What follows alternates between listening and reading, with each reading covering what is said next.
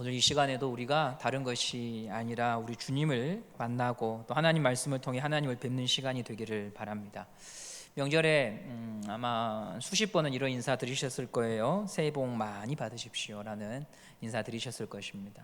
부모가 자녀에게, 자녀가 부모에게, 그리고 우리의 이웃을 향해서도 우리가 복을 빌었지요. 좋은 전통입니다. 우리나라의 이 전통처럼 유대인들도, 이스라엘 사람들도 자녀들에게 또 옆 사람들에게 복을 빌어 주었습니다. 우리가 잘 부르는 찬양 가운데 야곱의 축복이 있죠. 야곱이 임종 직전에 자녀들을 모두 모아놓고 한 명 한 명에게 복을 빌어주는 장면, 그것을 노래로 표현한 것입니다. 야곱이 자녀들에게 복을 빌어주었던 본문이 창세기 49장에 기록이 되어 있는데요, 요셉에게 복을 빌어주는 장면이 49장 22절부터 시작이 되어 있습니다. 우리 한번 본문을 한번 살펴보겠는데요, 49장 24절, 25절을 먼저 한번 보도록 하겠습니다. 창세기 49장 24절, 25절에 야곱이 요셉을 향해서 이렇게 복을 빌어줍니다. 우리 한번 읽어보겠습니다. 시작. 요셉의 활은 도리어 굳세며 그의 팔은 힘이 있으니 이는 야곱의 전능자 이스라엘의 반석인 목자의 손을 힘입음이라.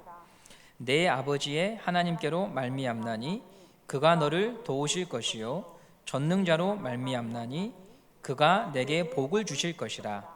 위로 하늘의 복과 아래로 깊은 샘의 복과 아래로 깊은 샘의 복과 젖먹이는 복과 태의 복이리로다. 아멘. 네.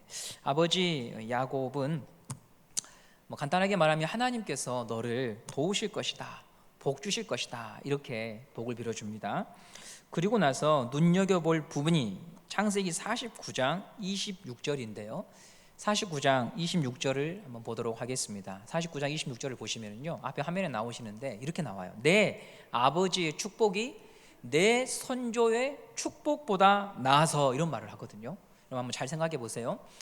너의 아버지의 축복이 내 선조의 축복보다 낫다, 이렇게 말해요. 너의 아버지는 지금 이 복을 빌어주는 야곱이죠. 그 다음에 내 선조는 누구냐면 야곱의 선조되는 아브라함과 이삭을 말합니다. 그렇다면 이 말은 무슨 말이냐면, 요셉아, 내가 너를 향해서 빌어주는 축복이 너의 할아버지, 너의 증조 할아버지 이삭과 아브라함이 빌어준 복보다 더 세다, 이런 말을 하고 있어요. 이게 참 재미있는 장면이에요. 왜냐하면 성경의 지식이 깊지 않아도 아브라함, 이삭, 야곱 중에서 제일 못난 사람이 야곱이거든요. 제일 말썽 부린 사람이 야곱입니다. 그런데 야곱이 지금 무슨 말을 하고 있는가 하면, 요셉아, 내가 빌어준 복이 아브라함과 이삭 할아버지가 빌어준 복보다 더 세다, 더 낫다, 이런 말을 하고 있다는 거죠. 도대체 이게 무슨 말인가 우리는 한번 생각해 보아야 합니다. 야곱의 이런 고백을 통해서 우리가 한 가지 발견할 수 있는 것은요, 무엇이냐면 복을 빌어주는 사람에게 복이 달려있는 게 아니고요, 복 주시는 하나님이 복의 주체라는 거예요. 야곱이 아들 요셉에게 26절의 말을 대담하게 할 수 있었던 이유는, 복은 그 복을 빌어주는 사람에게 본질이 있는 게 아니라 이 복을 주시는 하나님께 그 근원이 있고 전부가 있다고 하는 것을 야곱이 알았다는 것이죠. 야곱이 내가 아브라함, 이삭 할아버지보다 믿음이 좋다, 그런 말을 하는 게 아니에요. 자신은 선조들에 비해서 한없이 부족하고 곁길로 나갔으며 꾀부리는 사람이라고 하는 것을 알아요. 그런데 하나님은 이런 나조차도 포기하지 않고 인도하시더라. 나 같은 사람을 용서해 주시고 기다려 주시더라. 그것을 아는 거예요. 야곱이 만난 하나님은 아브라함과 이삭이 만난 하나님보다 훨씬 더 다채로웠습니다. 예를 들면 어렸을 때 저놈은 공부도 잘해, 말도 잘 들어, 이런 칭찬을 듣는 자식이 있고요, 반면에 너는 커서 뭐가 될래? 그래가지고 사람 노릇 하겠냐? 정신 좀 차려라, 이런 말을 듣는 사람이 있죠. 저 같은 자식. 그런데요, 이 두 번째 자식이 부모의 사랑을 깨닫고 나면 첫째 아들은 알지 못하는 부모의 사랑을 아는 거예요. 오래 참고 포기하지 않는 부모의 사랑을 아는 거예요. 야곱이 지금 그 이야기를 하는 겁니다. 나는 내 선조의 하나님이 경험해 보지 못한 사랑을 경험한 자다. 그래서 나는 담대하게 말한다. 내 하나님이 우리 아버지, 할아버지 하나님보다 훨씬 더 위대하다고 하는 것을 나는 안다. 이 말을 하고 있는 것입니다.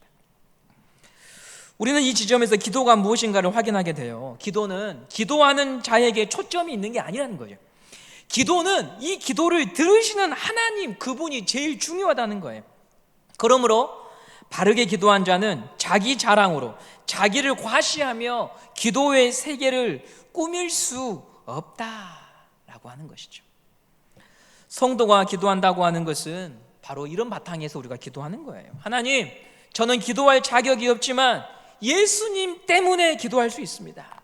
제 힘으로 제 앞에 놓인 문제를 감당할 수 없는 자라는 것을 저는 인정합니다. 그러므로 오직 주님만이 저를 구원할 수 있고 저를 이 문제에서 건져낼 수 있는 분임을 저는 믿습니다 라고 하는 고백이 우리의 기도의 바탕에 깔려 있는 것입니다. 그러니 기도하는 자는 자기를 절대로 자랑할 수 없다는 것이죠. 예수님이 바리새인들에게 기도에 대해 말씀하시면서 너희 조심해라, 제자들에게 기도에 대해 말씀하시면서 너 조심해라고 하신 말씀은 이유는 기도하는 자는 자랑할 수 없는데 너희들은 왜 몇 시간 기도한 걸 자랑하고 얼마나 기도한 걸 자랑하고 그렇게 사느냐. 기도는 기도하는 사람한테 본질이 있는 것이 아니라 우리의 기도를 서툴고 허물 많은 자의 기도를 들어주시는 하나님께 본질이 있는 것이니 하나님께 집중해야지, 이 말씀을 하셨던 것입니다. 지난주에 우리가 한 가지 본문을 보았지요. 모세가 시내산에서 하나님을 뵙고 나온 후에 모습이 어땠습니까? 모세의 얼굴에서 광채가 났습니다. 하나님을 뵈자 하나님의 영광이 그의 얼굴에서도 반영되었던 것입니다. 기도하는 자가 결국 갖게 되는 모습은 하나님의 형상이 회복된다는 거죠.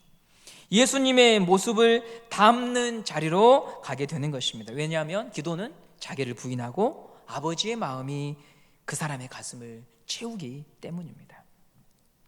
누가 더 세냐가 아니라 누가 더 아버지의 모습을 닮았는가, 이게 기독교 신앙의 수준입니다. 내가 원하는 것을 어떻게든 받아내는 것이 기도의 능력이라고 우리는 많이 듣고 삽니다. 그래서 기도에 관한 책들도 보면은요, 내가 가진 소원을 어떻게든 얻어내는 것, 그것이 바로 기도를 많이 하는 사람, 기도를 수준 있게 하는 사람, 기도의 능력이 있는 사람이라고 책들은 많이 소개하는데요, 여러분 그게 아니죠. 만약 내가 얻어내는 것을 기도의 능력이라고 한다면 사실 야곱은요 대단한 사람입니다. 그는 기도하지 않고도 장자권을 얻어냈습니다. 아버지의 축복을 받아냈습니다. 라헬을 위해서 14년간 노력하면서 라헬을 얻어냅니다. 만일 내가 원하는 것을 얻어내는 것이 기도라고 하면 야곱이 가장 센 사람이지요. 기도는 내가 원하는 것을 얻어내는 것이 아니라 아버지의 소원이 내 소원이 되도록 나를 부인하는 것이죠. 그 부인이 깊은 사람이 센 사람이죠. 정말 센 사람이죠. 저는 이번 명절에 한 가지 영상을 하나 봤어요. 한 40분짜리 정도 되는데요. 다큐 3일이라는 프로 여러분 보신 적 있으신가요? 다큐 3일.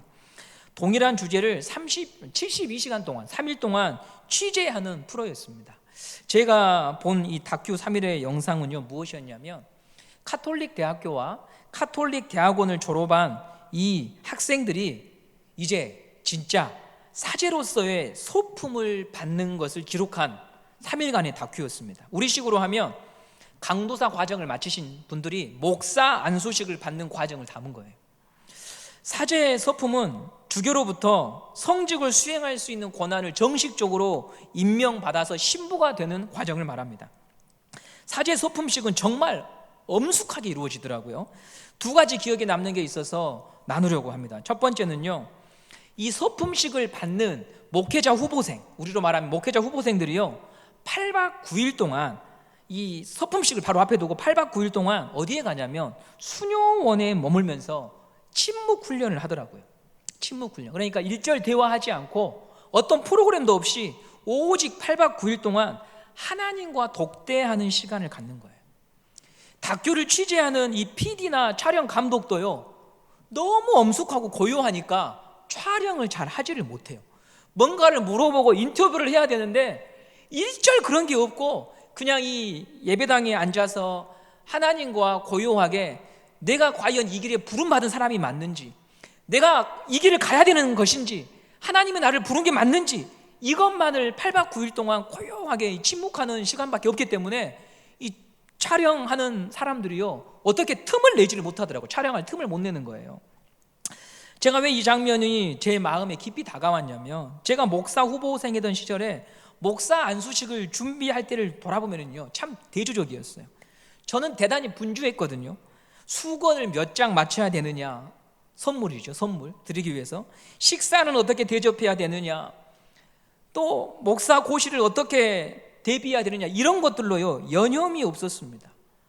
내가 하나님의 말씀을 대언하는 목회자로서 정말로 다시 한번 점검하고 고민하고 하나님 앞에 묻는 시간은 없고요, 이 행사와 이 형식을 준비하는데 여념이 없었습니다.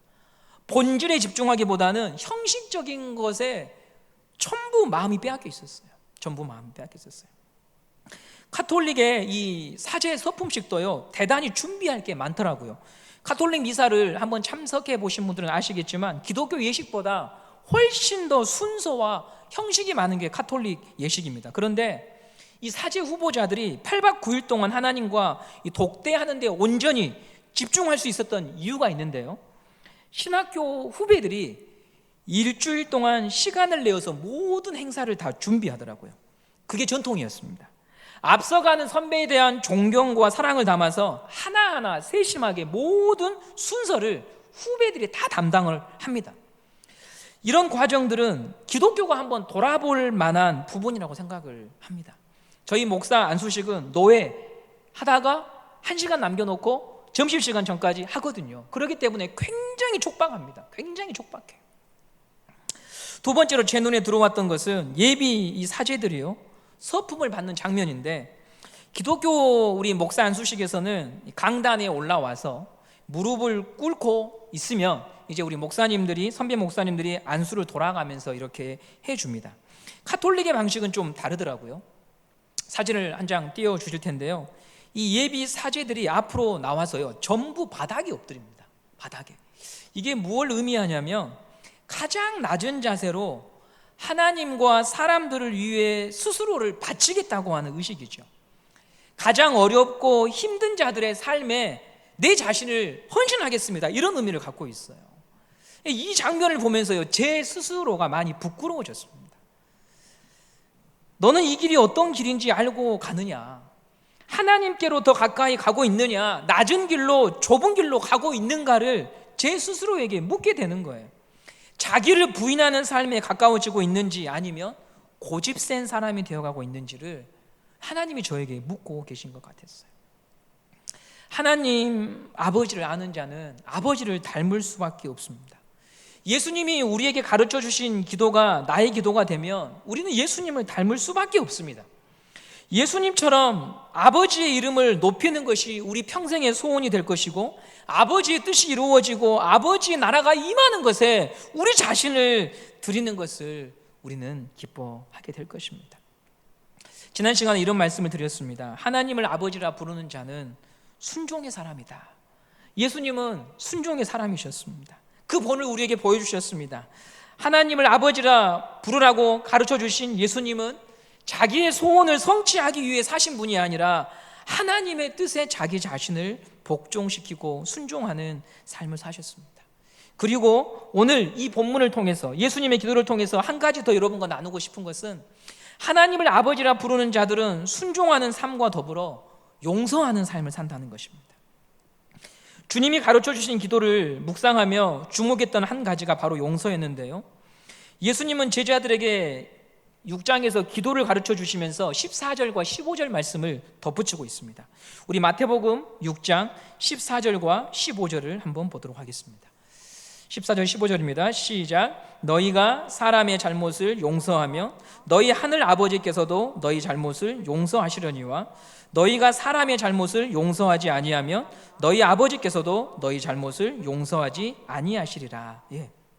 예수님이 신기한 게, 저는 이 본문에서 주님이 가르쳐 주신 기도라고 하는 이 본문의 말미에 용서에 대한 말씀을 하고 계셔요. 이 부분이 참 궁금했어요. 왜냐하면 용서에 대한 기도가 이미 주님이 가르쳐 주신 기도의 한 부분을 자리 잡고 있거든요. 우리가 우리에게 죄 지은 자를 사하여 준 것 같이 우리 죄를 사하여 달라고 이미 그 기도 속에 들어 있었습니다. 그럼에도 예수님은요, 이 주기도문을 알려주시면서 말미에 또 다시 용서하라고 말씀하시는 거예요. 그 이유가 무엇일까가 참 궁금했습니다. 아마도 용서가 하나님을 아버지라 부르는 자들의 삶의 원리이기 때문에 그런 것이겠죠. 용서를 하라고 요청하신 이 예수님은 막무가내로 우리한테 용서를 명하시는 것이 아니고 그것이 바로 하나님을 아버지라 부르는 자들의 삶의 원리이고 바탕이기 때문에 우리에게 또다시 마지막에 이것을 명하시고 계신 게 아닐까요? 사람의 기억은요, 시간이 흐르면 지워집니다.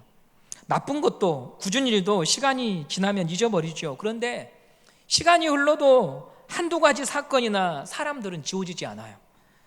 그 상황을 떠올리면 심장이 뛰고 손에 땀이 나고 가슴이 답답하고 주먹이 쥐어지는 그런 사람, 그런 일들이 있어요.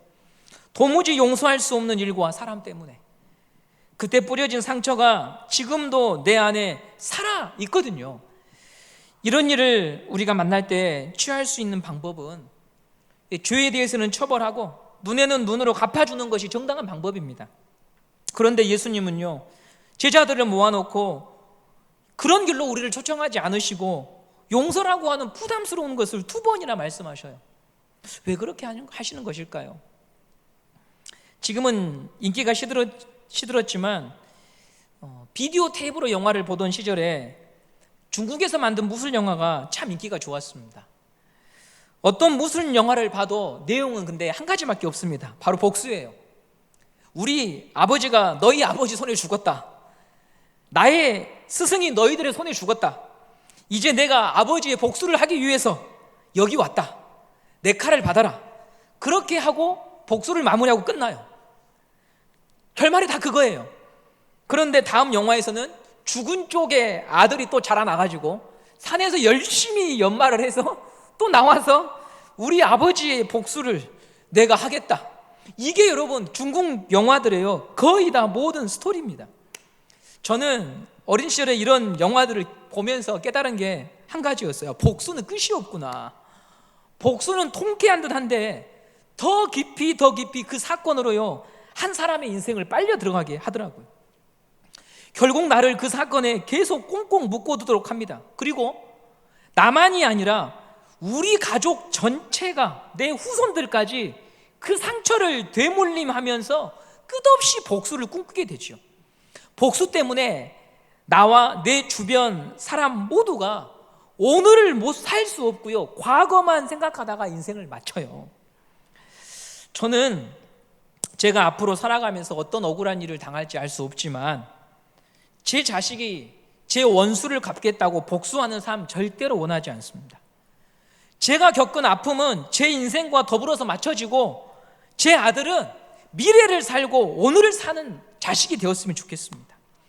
더 좋은 세상을 만드는 일에 쓰임받는 사람이 되었으면 좋겠습니다. 왜냐하면 복수는 복수만 낳고 고통만 낳을 뿐이지 아무것도 변화시켜주지 못하거든요.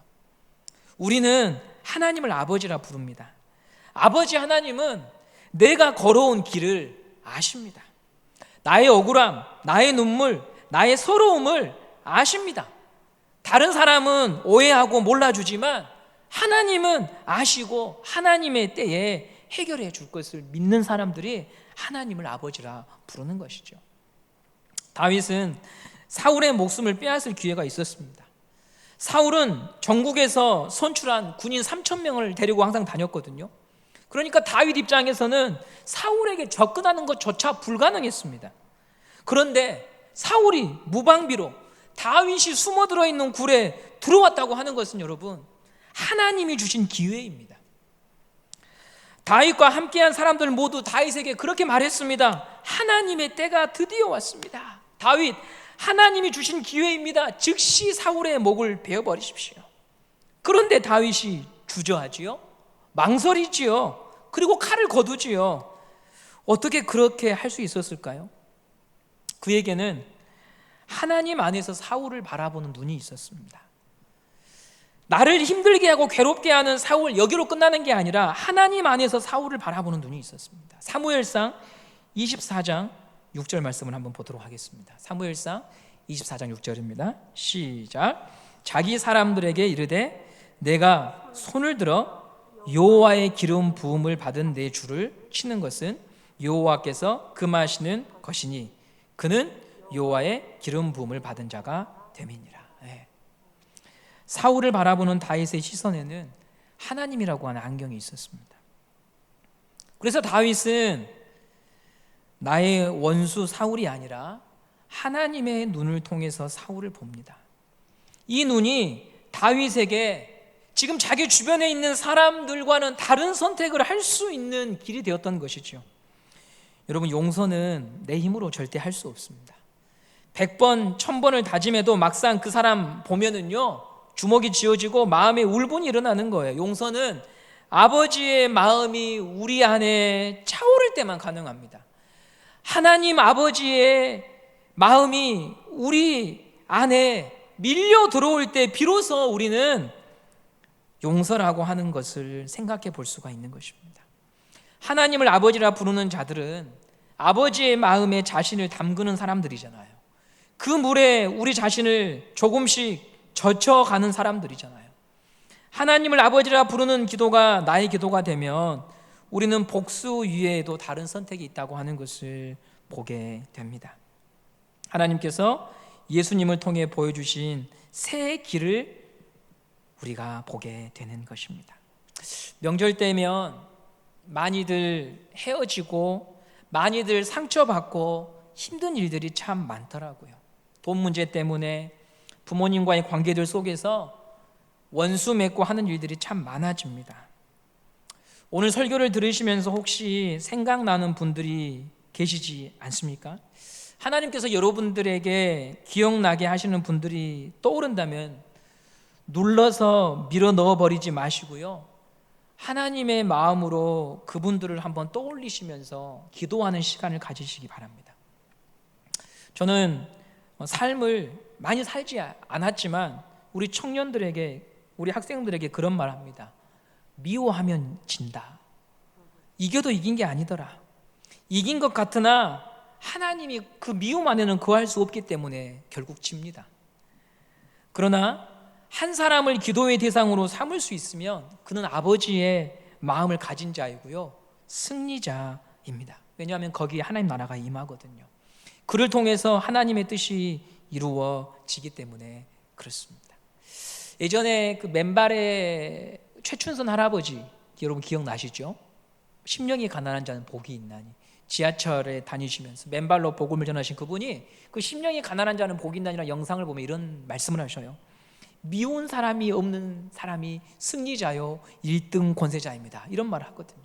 그는 하나님 아버지의 마음을 가진 자이셨습니다. 여러분, 우리는 이 주님이 가르쳐주신 기도를 입으로만이 아니라 우리의 삶을 통해서 고백해야 되는 사람입니다. 하나님을 아버지라 부르는 사람은 순종으로 그의 삶을 나타내고 또 하나는 용서로 나타냅니다. 이것은 우리가 막 하고 싶어서 막 하자 이렇게 되는 게 아니고요, 아버지의 마음이 내 안에 밀려올 때 하나님이 우리에게 그것을 할 수밖에 없도록 만드시는 하나님의 일입니다.